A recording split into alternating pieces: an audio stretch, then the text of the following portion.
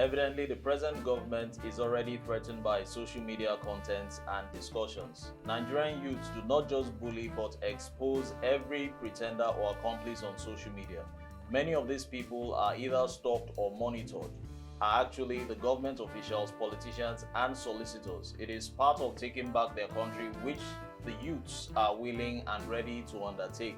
But again, the aggressive heat of critics, the Chief of Staff to the President, Femi Gbajabiamila, has actually launched a campaign for the regulation of social media by the Nigerian government. Gbajabiamila, a ranking lawmaker before becoming President Bola Ahmed Tinubu's Chief of Staff, angrily called it a societal menace. Frankly speaking, I must say he is mistaken. On Viewpoint, where we discover perspectives and embrace dialogue, we find this shocking, particularly in a democratic setting. But the food for thought we ought to wine and dine about is, aren't there other pressing challenges which require dire attention? I'm Odiawa AI. With me on the show, His favorite area. join us in the next phase of the show. But before you do that, subscribe to our YouTube channel and follow us across various social media platforms.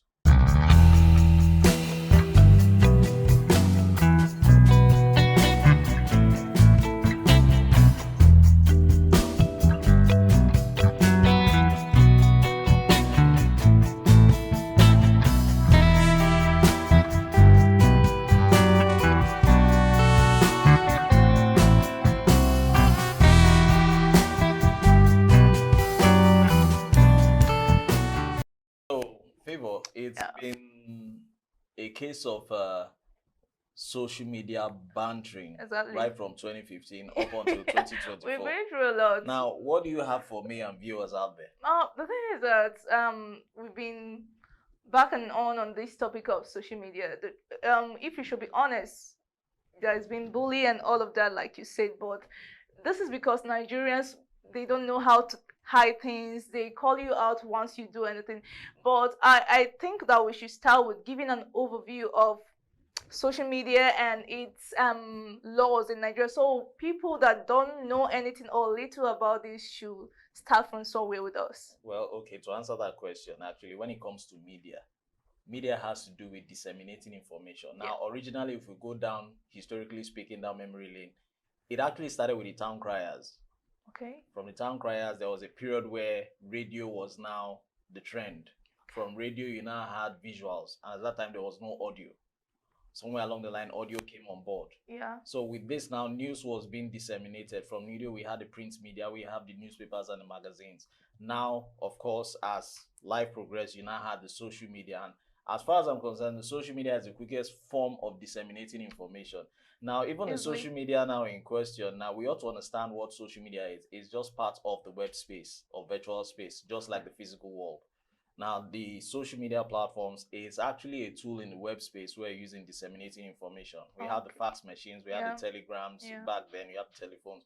But social media in question now, as regards the topic of discussion now, we need to understand what social media is as regards the regulation now in question. Now, the social media now, as we look at it now, concerning Nigeria now, it has been used or utilized positively and has also been abused. Exactly. It's like holding your knife. The knife is actually used to cut vegetable, which you used to cook. But that same knife now, negatively speaking, some people use it to inflict harm. It's a double-edged sword. It's a double-edged sword. So that's the way we should look at it as you called it now. So also going further, there is this, or there has been this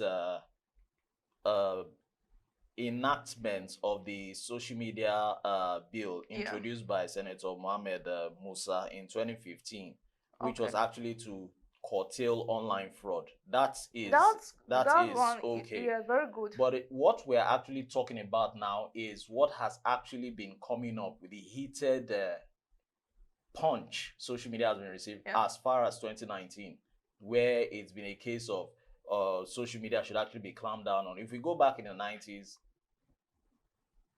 conventional media, the likes of AIT, channels which were still struggling to raise head above water.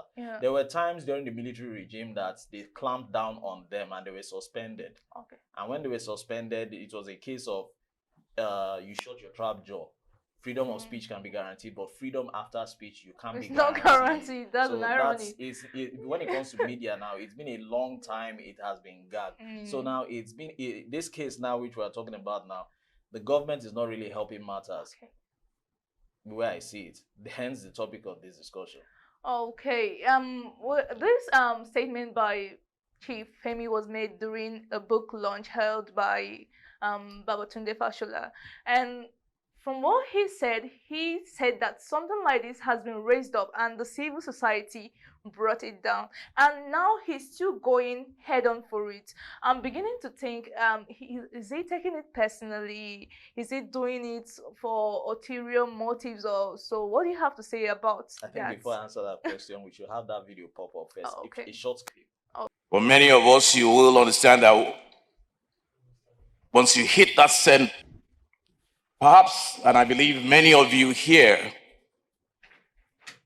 unless of course you don't live in this geographical space, will well imagine that this is a topic of which I am absolutely very much interested. The menace of social media. Yes, indeed, it is a societal menace. For many of us, you will understand that once you hit that send button, the potential to reach millions of people all around the world poses great danger, not just to the society, but even unintended consequences to the individual who's at your receiving end, including security of life. For too long. The question that I normally ask is, who do you hold more responsible? The purveyor of the fake news, or the person who reads it and believes it? The jury is out on that. Who do you hold more responsible? So, judging from the video here, I could pick only one thing: societal menace. Okay. Now, from your question, now, if I can take a cue from that, it's a case of are the politicians or political elites actually trying to cover their tracks from being exposed?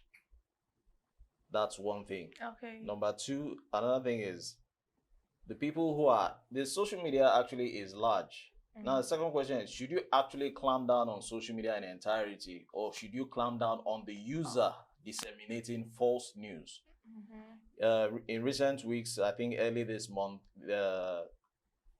handlers of this popular blogging platform, Gist Lover, were picked up. Yeah. Now, the question now is, social media, the regulation should not be in entirety concerning social media alone. It should actually be against the users.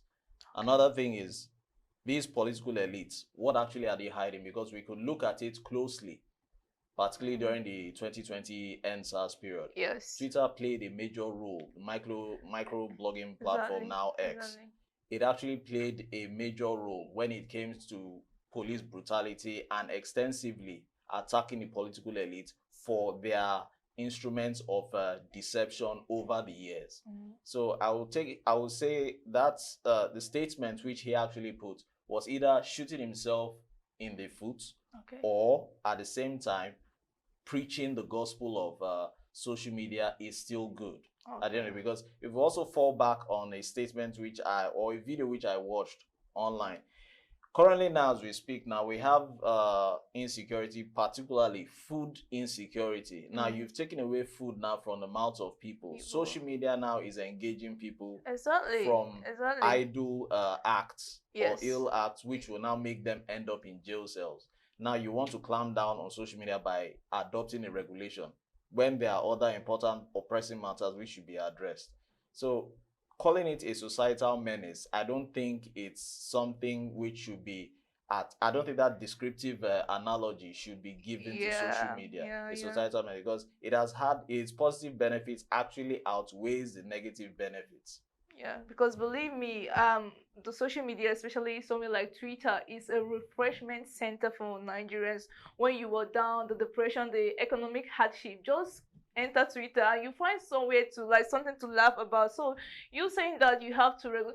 Okay, let me just assume that the regulation, yes, it's not banned per se. It's not banned like was done during the NSAS program where Twitter was taken down totally and Nigerians had to use VPN in order to access and so many other people couldn't do so. So let's assume he's not talking of ban because there's a way Nigerian politicians do their things. They will first of all bring in regulations and from that regulation it will start getting stricter and stricter and it's almost like a ban. So the next question I would like to ask is, in a democratic society, saying that you want to put regulation on the freedom on social media, which is where people like air their views about politics, economics, or whatnot. You saying that you have to put a regulation on, is it not like infringing in their freedom of speech, not allowing, is it not a violation of that fundamental human rights? Well, if we look at it closely, freedom of speech is guaranteed in any democratic setting. Okay. And in any democratic setting, there should be an existent constitution. Take, for instance, now the 1999 Constitution, Section 39 to be specific. It actually states that freedom of speech, the rights of any citizen, inalienable rights at that, should not be infringed. Now, also, the United Nations Declaration of Human Rights actually states that, or recognize. Now, this is on a global note. I just finished on a national note. Now, on a global note, now the Universal Declaration of Human Rights has also guaranteed or identifies with the fact that the rights of human beings should be guaranteed when it comes to freedom of speech. Now, even societal bodies such as Human Rights Watch, SERAP, just to mention a few, have also come to terms with this fact now. Now, a situation whereby the rights of individual as regards freedom of speech is being infringed, it therefore means that the government has something to hide. Because nothing should actually be hidden. They don't want to be put on their toes. They also don't want to be accountable to the electorate that elected them into office. Because you cannot go shutting people's mouth when they see this policy is not favorable to the masses. Yes. Take, for instance, now this issue of luxurious lifestyle in this current administration now. Is the right for any citizen, is the right of any citizen to actually speak up. Just recently, the likes of Showeri, who has been undergoing trial, if we can pop up that video now and listen extensively to what he had to say. Let's take a cue from that. He actually attacked presidential candidates of 2023 of each political party. Can we have that video, please? Greatest of the greatest Nigerian people. Yes. You know, we have said it, we have won Nigerians over and over again. But Nigerians, it seems that Nigerians have taken a covenant with suffering, a covenant with oppression. Because I cannot imagine where during the last election, people had several credible options and alternatives in the country. But they said they want to swim and die with corruption. Look at the Labour Party that people were jumping all over the place for. And we're saying that, oh, they are the savior, they are coming to save Nigeria. There. Now look at the kind of worms that we have witnessed in the Labour Party. The Labour Party cannot even account for campaign funds that it received during the last election. And this is 9 months later, 9 months after election. The Aburi looter in the Labour Party headquarters, who has been alleged severally of corruption, has just been recently alleged by the treasurer that he stole 3.5 billion naira from the campaign fund. We are talking about monies that was generated for just sale of form. We're not talking about the millions of dollars they generated during the election. We're not talking about money in their naira account that was generated. Yes, Obi has refused to come clean. You cannot fight corruption with corruption. That's number one. Secondly, it is also very important that we warn Nigerians about the Milocons of this world. We said they are not coming to do anything. These guys just came to have fun and to loot. Yes, when somebody tell you that it is his turn to do what? Nigeria did not ask. Turn to steal, turn to loot, and a man that says he will continue from where Buhari stopped. What were you expecting? He told you, Nigerians were warned. The man said, is going to continue from where Buhari stopped. Has it not continued from where Buhari stopped? And Nigeria is heading the Zimbabwe way. Is it not strange that the West African CFA is now stronger than the Naira? And let me tell you, things are going to get worse. Let me shock you. Let me shock you. Let me shock you. There's none of them that ran that election, whether Atiku, Tinubu, or Obi, that should not be in jail or in prison. If we're to run a smooth country, we must get to a point where we have to tell ourselves that enough is enough. Now we look at that video and listen attentively. Yes. So many things can be picked up from that video. Now that video is an extract of a particular proceeding which you could see Showori there and his 2IC making demands concerning freedom of speech. He attacked even not just the presidential candidates. Now, how can you now, a particular thing, now Labour Party, which was seen as the messiah of all the parties, now funds which were actually allotted for the campaign cannot be accounted for. Now, even their presidential candidate, who was actually seen as the leader of the messiahs, as a disciple or whatever, he cannot even come outside to speak. Hence, you cannot use corruption to deal with corruption. Now, a situation where, now, that is a typical example of freedom of speech. Now, a situation whereby you are free to say what you have to say. Why? Because you have identified a fault and you can't speak up. Why? Because you know your rights. That is where social media now comes in. It's the quickest form of disseminating information. Now, you could see a lot of phones there, whether it's your Infinix or your iPhone, or whether it's, name it, or Samsung. Now, a situation whereby you're quick to film that particular video at that point in time and fill it up on a social media app, and it goes viral, depending on the hashtag you use. That is the advantage of social media. But the situation whereby you go falsifying facts or doctoring videos or images, that is where the regulation now comes in. But in my own view, my own opinion, I would say this regulation, particularly from the political elite, it is not actually to address the misuse or false information. It's actually to protect themselves from being exposed. Let me put you're it not that in way. their minds, right? So on the case of freedom of speech, as we are expressing our freedom or whatnot, let's have it in mind that these rights, that they have limitations. So just like he said, that we use the social media platform for so many good things, and like I said in the beginning, it is a two-edged sword. Whereas some people are using it for some other odd and bullying stuff, there are people that are using it the right way. So let's hope that this regulation of a thing doesn't affect people that are speaking up for misconduct in governance and all of those. So we have talked about the freedom of speech. Let's head on to the business and economic part of this regulation of the social media. If you can remember right, in 2021, when the former president Muhammadu Buhari, he did not regulate, he banned Twitter, because the owners of the platform put down a particular post that he made, and few days after, what followed was a ban. So we are now trying to see, it was for a period of 7 months, and Nigeria, who cannot access VPN, could not access Twitter as well. And he neglected the fact that there were so many businesses running on Twitter. Because we know we are in a century where businesses, you don't have to go to a shop or many people, their offices are on Twitter, and he neglected that to put on the ban. So we don't know if what happened within those 7 months, it's what is trying to replay again. Well, concerning that particular decision which was taken, I would say it was an irrational decision which was made in a rash manner. Because according to DataFight, a particular statistics platform, Nigeria is among the top 5 countries for the longest period of social media ban. On that same list, you have Eritrea, Morocco, Burkina Faso, and Chad. Now, the question now is, why would you ban social media? Social media is not just a platform where people just come and rant or chant or eulogize or disseminate information. Just as you said, there are businesses on those platforms.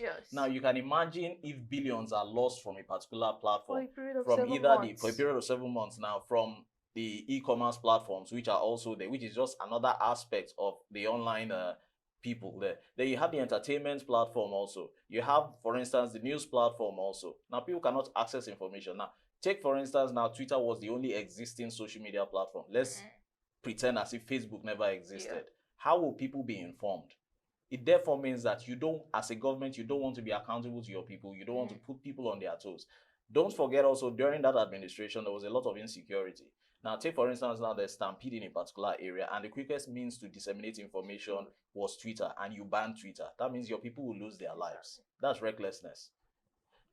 The e-commerce store, there were no jobs. People will actually create stores on those e-commerce stores and make sure that they are selling their goods online, whether gadgets or maybe toiletries or name it, whatever accessories now. Now, those e-commerce stores, you actually shut them down for 7 months, and yet still you cannot create jobs. Yet still there was hunger during that period. And if we recall, that same period, there was NSAS. Yes. So I would say it is those acts or motives are not born out of government policies to favor the masses. They are only born out of selfish desires to fulfill selfish interests. This is making me to believe that our politicians, top grassroots, are acting out of emotions. They don't apply emotional intelligence, because for you to ban a platform because your post, your personal post, was being taken down for reason that it violated the rules of the platform, and because of that you went ahead to go and ban the platform. I think emotional intelligence was not applied there. Just like what we are saying today, you brought up a topic of regulating social media some time ago, and civil societies, for some reasons best known to them, maybe they have made researches and found out that this thing is not good for economic reasons, for societal reasons, and you felt that you should bring it up again. It makes people to wonder if you're working because you're saying this because you've been attacked. So your emotions are now playing, and when you're talking about things related to country and nation, you don't work by your emotions. There are rules that are set down for this, and you have to follow them. The next thing I want to say is that we are even talking about social media regulations and talking about bullies and all of them, and we are neglecting the most important thing. What happened to economic hardship? I tell you that if people are being treated the right way and put in their place, you are comfortable with your job, with your income, you will not have the time to come to any of those platforms, come and say hateful words to people and all of that. So what I'm trying to say is that they are shooting at the wrong targets. When you address this thing, when you address the economy, when you address the society, and everything is balanced, you will not see anybody doing all of those on the social network. So I'm trying to say that this is like a beast you created, a beast that the government created. I cannot be happy if I'm not eating, or my income is not making sense to me. I'll come out to whatever platform I'm using and try to like express myself there. So I'm saying this maybe as an advice that the government should channel the energy to the right place. Social media is not the problem now. May I add up to that? Yeah. Nigeria has a history of misplaced priorities, particularly when it comes to several administrations. Yeah. Now, if we look at it, two or three administrations ago, it was a case of clamping down on same-sex marriage, and yet still insecurity was not as prevalent as it is now. Now, insecurity, or security of the nation, and same-sex marriage, which takes utmost priority. That's it. Now, you're clamping down on social media, which is practically engaging the youths of today. They call them the Gen Zs. And they do all sorts of social media. Yeah. Now, you take away social media, you don't want to know what this age bracket will do. They just had a taste of it in 2020. Because oftentimes they just look at it from the surface of the water. What is beneath the ocean on the seabed? They are not yet, they haven't even uncovered. That's another thing. Because if you look at it, trying to regulate social media, I think it should commence with addressing the body saddled with the responsibility of media, which is the NBC and Broadcasting Organization of Nigeria. If those two bodies should have existing laws, it should not be a case of ban or regulation. It should be an amendment. Yes. For instance, now you offend or go against the laws of social media, there should be a fine, which I want to believe there is. Yeah. For instance, I saw one where you have to pay, if you're a first offender online, you pay $10,000. If you're a second time offender, you pay $20,000. Oh, wow. If you're a third time offender, you pay $50,000. Is it in Nigeria? Yes. Why are we paying in dollars? No, Why the dollars? So you who is by the time you now calculate the exchange rates now 1,800. So Yeah. the government has its own parts to play. Mm. Even the users, as they are addressed on social media, the individuals Yeah. that they are addressed as users, they have their own parts to play. Then government on its own part as a stakeholder in this matter, they ought to recognize the fact that they need to be knowledgeable about social media. These social media platforms, they have sections where you can even report a post Yes. or report a comment. Yes. So if they are not knowledgeable about such features on social media platforms, it therefore means that they have not actually done their routine check or background check. That's another thing. Okay. So all being said, the thing is that the target is not the target. You are not targeting the right thing. And once you address the things that needs to be addressed, all these things will be nothing. Like, you don't have to put so much energy in order to fix it.